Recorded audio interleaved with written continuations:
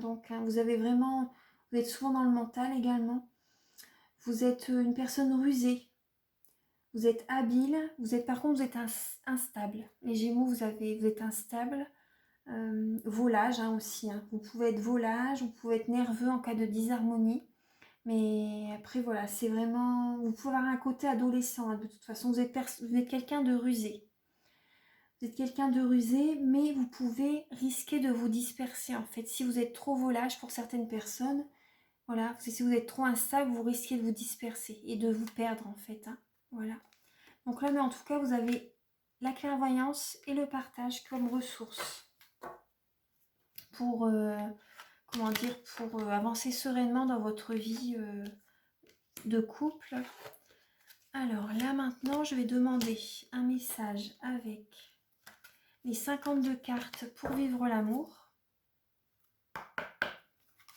Archange Michael, cher guide de lumière, chère Mère divine, s'il vous plaît, pouvez-vous éclairer les Gémeaux pour le mois de mars 2020.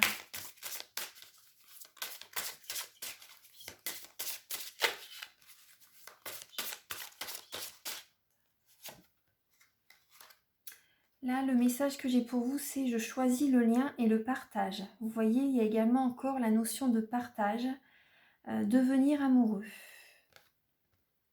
Vous voyez, on retrouve la couleur rouge comme la lame iode.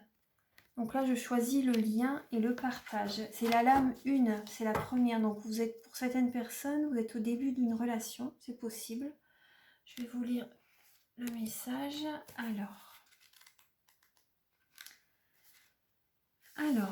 là, vous êtes invité à faire le point sur votre philosophie amoureuse. Là, c'est pour les célibataires et les couples, c'est pour les deux en même temps.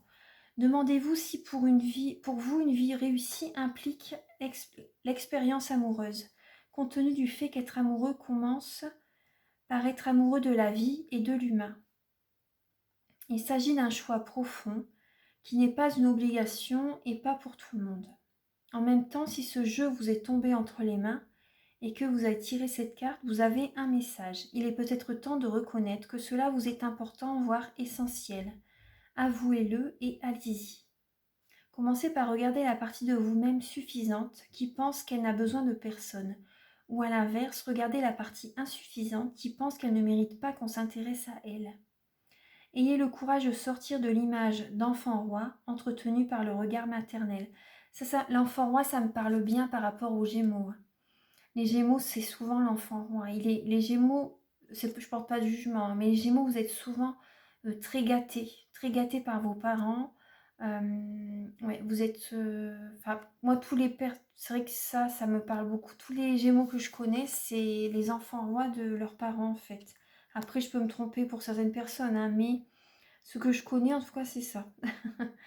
Alors, ayez le courage de sortir de l'image d'enfant roi entretenu par le regard maternel ou osez être infidèle au regard paternel absent ou critique que l'on a pu poser sur vous.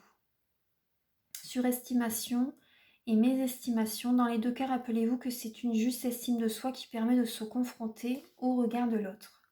Donc si vous êtes célibataire, le moment est venu de vous arracher à votre solitude ou bien de vous en contenter en étant vraiment heureux de votre état. Plainte interdite. Il est interdit de vous plaindre. Alors, si vous êtes en couple, le moment est venu de vérifier si le bonheur amoureux vous semble trop fatigant ou trop risqué pour vous investir plus. Alors, vous devez vous poser des questions là, par rapport à une vie sentimentale, si vous avez vraiment envie d'être en couple ou si vous préférez rester célibataire. Voilà, vous devez vous poser ces questions-là. Donc là, les questions que vous devez vous poser, c'est votre priorité actuelle permettent-elles l'arrivée de l'inconnu dans votre vie? Être en relation amoureuse est-il primordial pour vous? Là, c'est vraiment les questions que vous vous posez pour vous lancer dans une... Vous avez envie d'être amoureux, mais posez-vous quand même ces questions-là. Craignez-vous de vous mettre à nu face à l'autre, mais surtout face à vous-même? Préférez-vous être seul que d'être confronté par l'autre aux limitations, aux imperfections ou à une partie sombre de vous-même? Là, on vous dit que vous êtes dans un moment de désarroi et de réflexion sur vous-même. Vous voulez l'amour dans votre vie et en même temps vous résistez. Vous avez peur d'être déçu, utilisé, de souffrir en amour. Ou alors vous êtes bien protégé dans une bulle de travail ou de joie hautement spirituelle, mais vous commencez à vous y sentir à l'étroit. Le manque de partage vous pèse. Dans les deux cas, vous restez un peu en marge de la vie et pour sûr de l'engagement amoureux. La vie vous confronte à un choix profond. Investir pleinement votre énergie dans votre devenir amoureux ou accepter sereinement que d'autres choses sont plus importantes pour vous. Une décision majeure philosophique, voire même identitaire, est à prendre pour vous permettre d'accueillir le tournant relationnel qui s'annonce. Donc là, oui, vous pouvez vous poser ces questions. Parce qu'il y a vraiment un nouveau départ qui va pointer le bout de son nez, en fait. Donc là est la lettre Iode. Alors, la lame 10.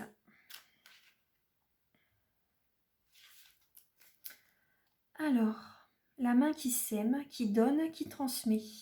Action de féconder, l'époux divin. Alors, la force de vie est partout. La force de vie est partout et pourtant, circulant dans les univers, remplissant toutes choses, il ne tient qu'à nous de l'accueillir sans chercher à la retenir, simplement à la laisser couler et animer nos jours. Iode est la signature de Dieu dans la création. Elle est l'étincelle de lumière, la marque inscrite par la main du Créateur dans chaque atome, chaque molécule, chaque cellule vivante. Elle le représente lui, le Père divin. Iode nous aide si besoin à éclaircir, apaiser ou libérer, dans la liberté du cœur, notre relation avec notre Père humain, ou avec celui ou ceux qui ont joué ce rôle auprès de nous. Sa forme ressemble à une apostrophe qui ne touche pas la ligne inférieure d'écriture. Bon, ça, je ne vais pas vous le lire. Iode est la promesse de cet accomplissement. Elle vient nous encourager. Son apparition dans le tirage nous invite à être attentifs. La graine a pris racine et l'arbre est en train de se déployer. Même si le chemin n'est pas terminé, la grâce vient à notre rencontre et nous pouvons déjà pressentir ce qui s'éveille dans l'intimité, même de notre chair et de notre cœur.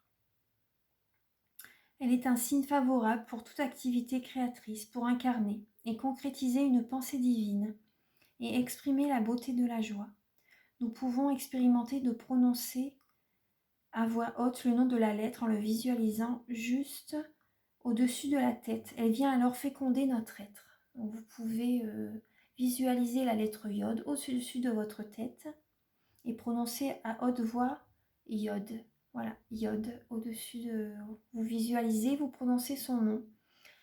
Donc voilà, ça c'est... Moi ça me parle, vous voyez, par rapport à la lame 10, il y a vraiment un changement qui va arriver dans votre vie sentimentale. Il y a une nouvelle relation qui va arriver. Vous allez rencontrer une nouvelle personne pour les célibataires.